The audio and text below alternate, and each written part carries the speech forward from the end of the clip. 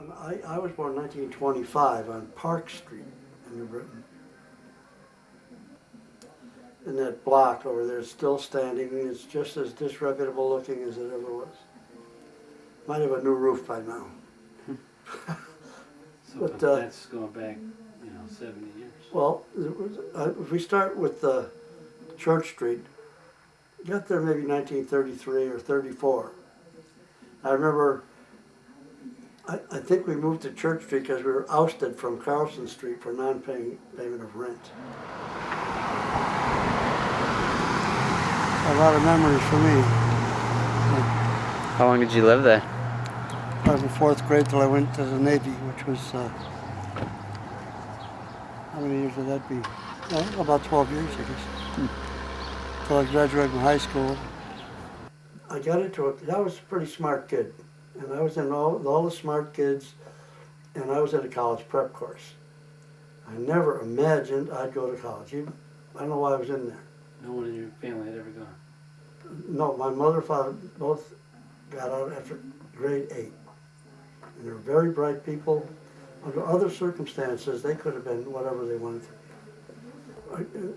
I probably never would have gone to college if it hadn't been for World War II. In fact, I was in high school when the war started. We interrupt this broadcast to bring you this important bulletin from the United Press. Flash, Washington. The White House announces Japanese attack on Pearl Harbor.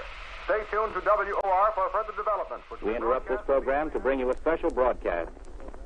Here's the bulletin. Washington. The president decided today, after Japan's attack on Pearl Harbor and Manila, to call an extraordinary meeting of the cabinet for 8:30 p.m. tonight, and to have congressional leaders of both parties join the conference at 9 p.m. And now we take you to Honolulu. We have witnessed this morning.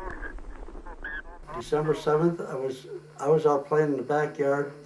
My father was lying down on the couch in the kitchen, because the kitchen was warm. I always had a couch there. It was a huge room. He was listening to the New York Giants football game. I came in, I knew he was horrified. The announcement had come. He feared it his whole life, and there it was that day. And the next day, in the New Britain High School auditorium, President Roosevelt's speech was broadcast. There was no television. No matter how long it may take us to overcome this premeditated invasion, the American people in their righteous might will win through to absolute victory. Everybody wanted to be in the war. People, if you couldn't go on active duty, it was a disgrace. They classified you 1A, which meant available for service, or 4F, which meant you're unfit. If you were 4F, it was a shame. You were ashamed of yourself.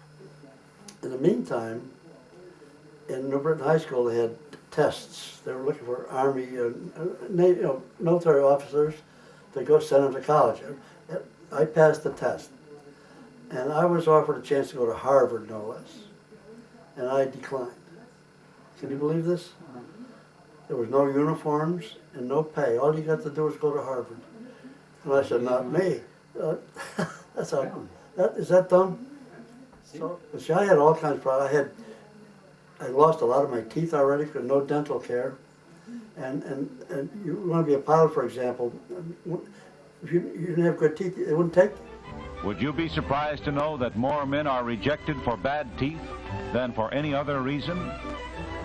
That of all those termed unfit for service, 20% were turned back because of dental disabilities. There goes another one.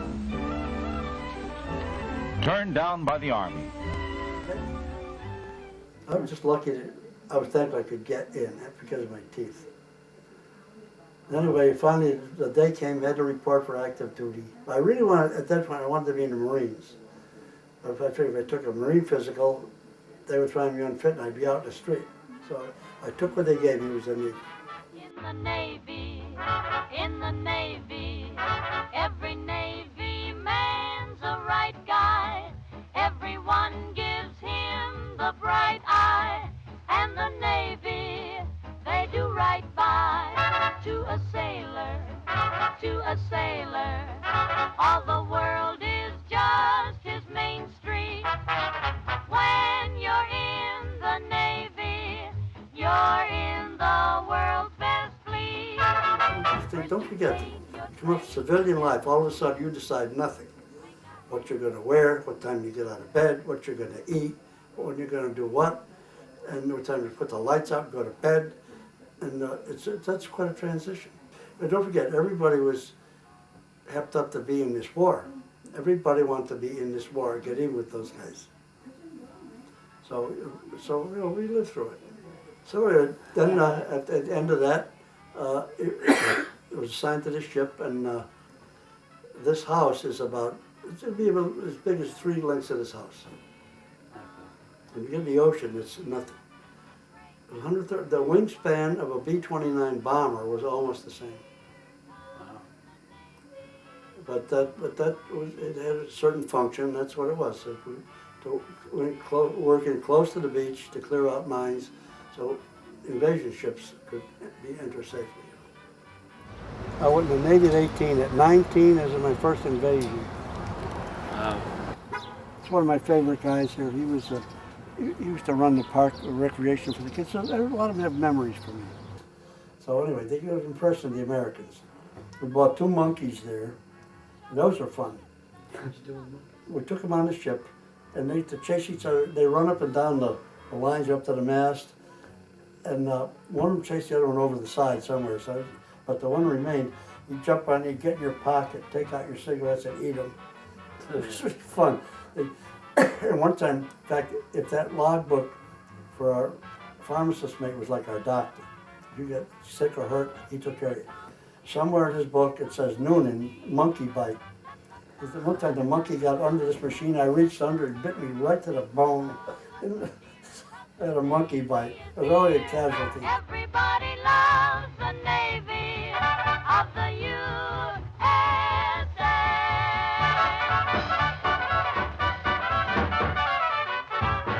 The invasion was October 20th, 1944 in the Philippines. Douglas MacArthur, when he was kicked out of the Philippines by the Japanese forces, he escaped. He said, "I shall return." Those are famous words in American history. And that's the day he was going back on the 20th of October. We got there about the 13th.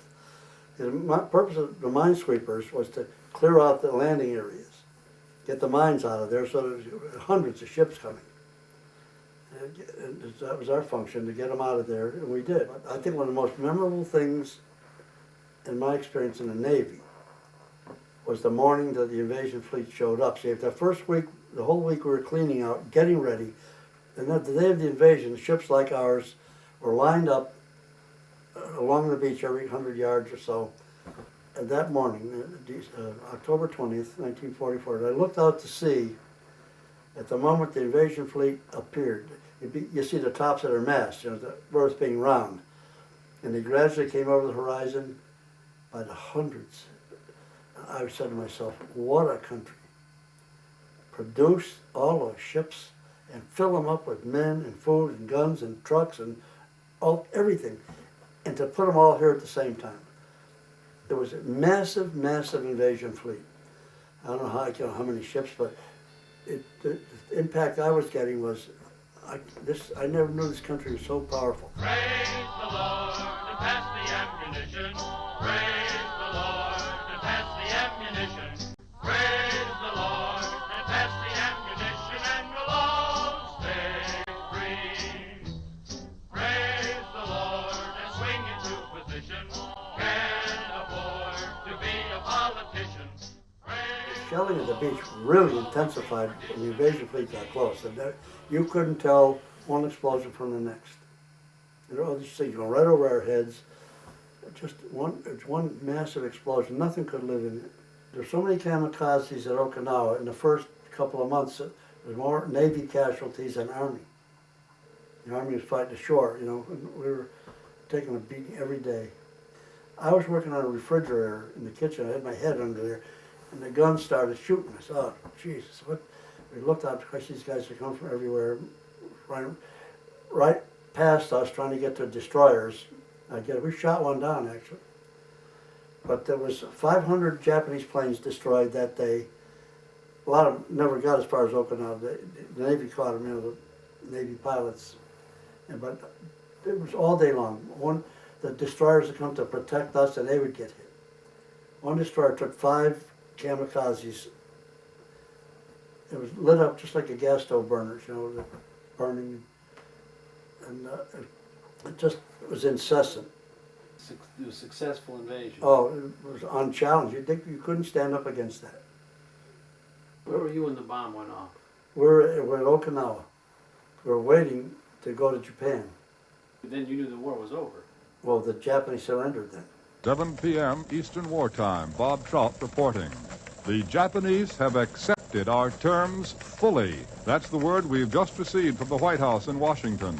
This, ladies and gentlemen, is the end of the Second World War. The United Nations on land. I first got on the ship in Key West.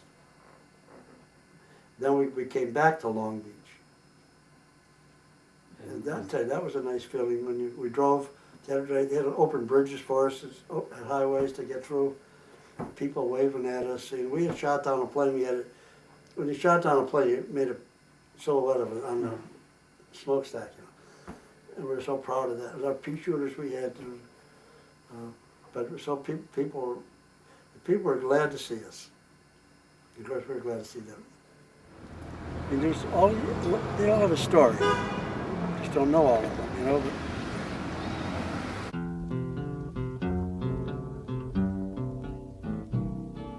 I don't want to set the world on fire. I just want to start a flame in your heart. In my heart I have but one desire,